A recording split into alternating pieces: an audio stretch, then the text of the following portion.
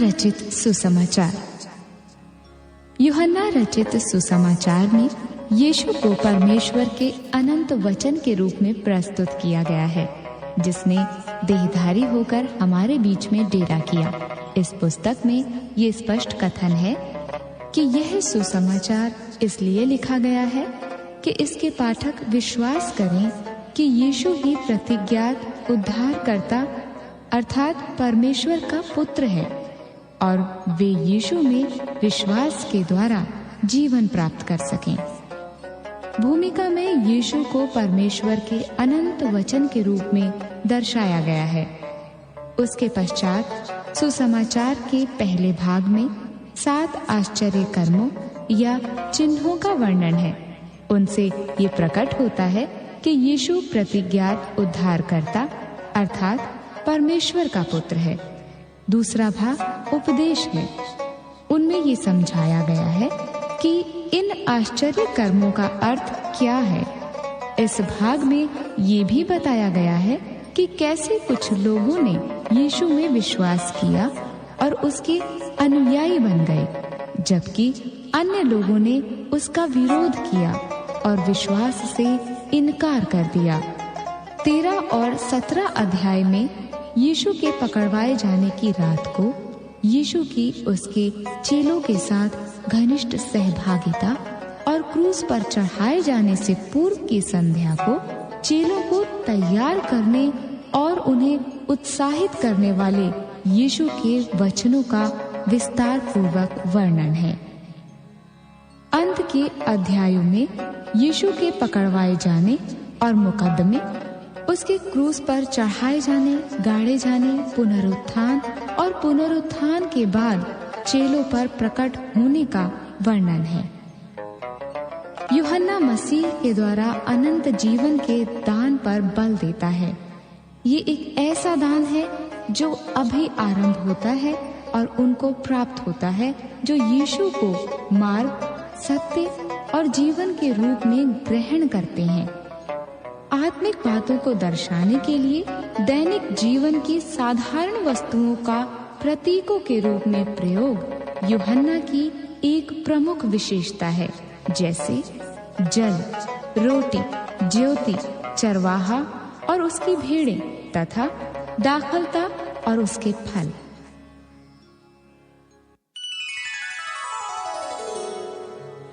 यूहन्ना रचित सुसमाचार अध्याय 1। आदि में वचन था और वचन परमेश्वर के साथ था और वचन परमेश्वर था। यही आदि में परमेश्वर के साथ था। सब कुछ उसी के द्वारा उत्पन्न हुआ और जो कुछ उत्पन्न हुआ है उसमें से कोई भी वस्तु उसके बिना उत्पन्न नहीं हुई। उसमें जीवन था और वो जीवन मनुष्यों की ज्योति था। ज्योति अंधकार में चमकती है और अंधकार ने उसे ग्रहण न किया। एक मनुष्य परमेश्वर की ओर से आ उपस्थित हुआ जिसका नाम यूहन्ना था। वो गवाही देने आया कि ज्योति की गवाही दे ताकि सब उसके द्वारा विश्वास लाएं। वो आप तो वो ज्योति न था, परंतु उस ज्योति की गवाही देने के लिए आया था। सच्ची ज्योति जो हर एक मनुष्य को प्रकाशित करती है, जगत में आने वाली थी। वो जगत में था और जगत उसके द्वारा उत्पन्न हुआ और जगत ने उसे नहीं पहचाना। वो अपने घर आया और उसके अपनों ने उसे ग्रहण नहीं किया, परंतु जितनों ने उसे ग्रहण किया उसने उन्हें परमेश्वर की संतान होने का अधिकार दिया, अर्थात उन्हें जो उसके नाम पर विश्वास रखते हैं। वे न तो लहू से, न शरीर की इच्छा से, न मनुष्य की इच्छा से, परंतु परमेश्वर से उत्पन्न हुए हैं।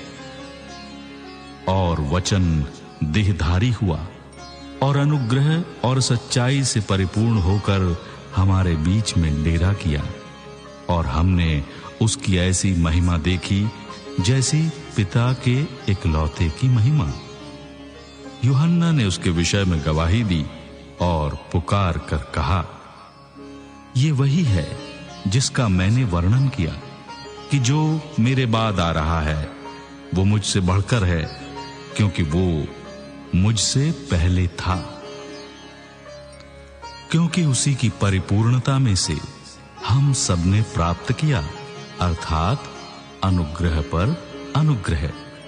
इसलिए कि व्यवस्था तो मूसा के द्वारा दी गई, परंतु अनुग्रह और सच्चाई यीशु मसीह के द्वारा पहुंची।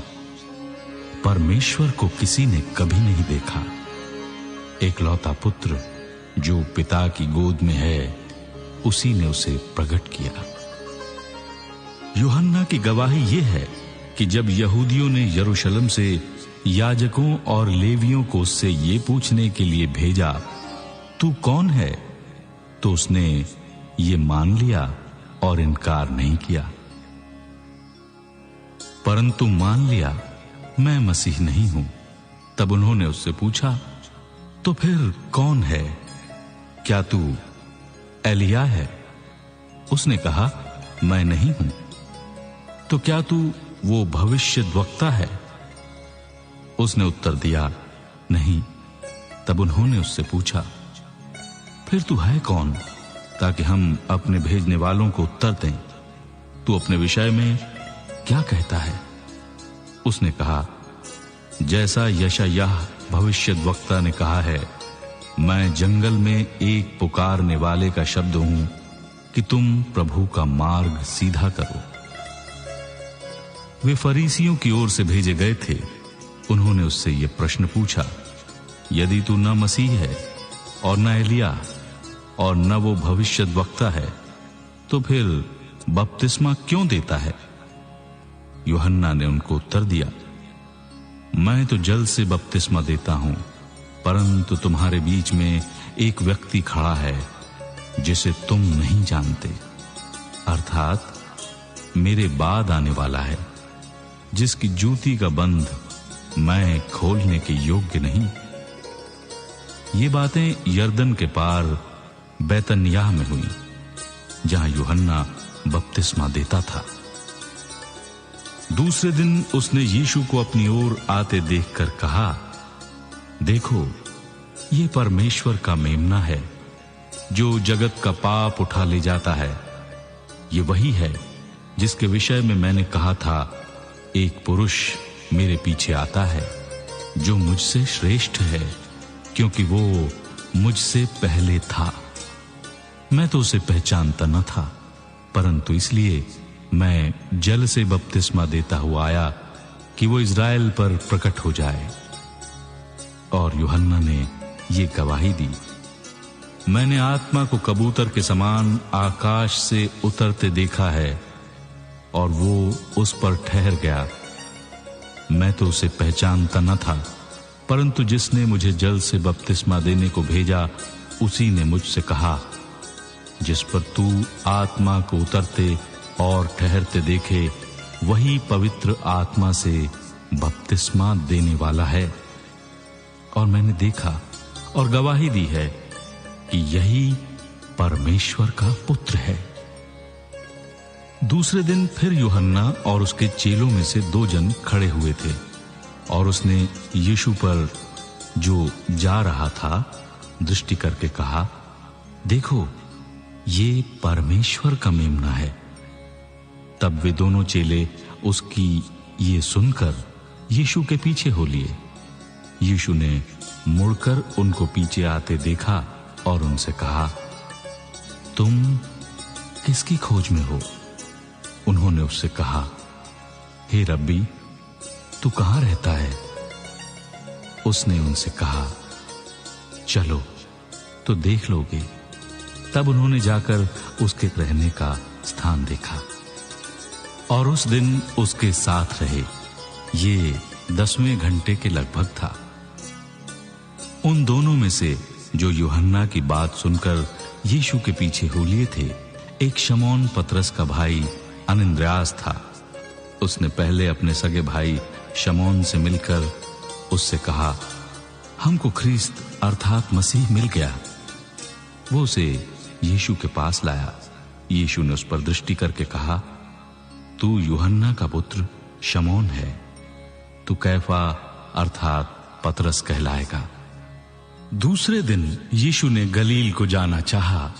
वो फिलिप्पुस से मिला और कहा, मेरे पीछे हो ले। फिलिप्पुस अनन्द्रियास और पतरस के नगर बैतसैदा का निवासी था। फिलिप्पुस नतनएल से मिला और उससे कहा, जिसका वर्णन मूसा ने व्यवस्था में और भविष्यद्वक्ताओं ने किया है, वो हमको मिल गया। वो यूसुफ का पुत्र यीशु नासरी है। नतनएल ने उससे कहा, क्या कोई अच्छी वस्तु भी नासरत से निकल सकती है? फिलिप्पुस ने उससे कहा, चलकर देख ले। यीशु ने नतनएल को अपनी ओर आते देखकर उसके विषय में कहा, देखो, ये सचमुच इज़राइली है, इसमें कपट नहीं। नतनएल ने उससे कहा, तू मुझे कैसे जानता है? यीशु ने उसको उत्तर दिया, इससे पहले कि फिलिप्पुस ने तुझे बुलाया, जब तू अंजीर के पेड़ तले था, तब मैंने तुझे देखा था। नतनएल ने उसको उत्तर दिया, हे रब्बी, तू परमेश्वर का पुत्र है, तू इज़राइल का महाराजा है।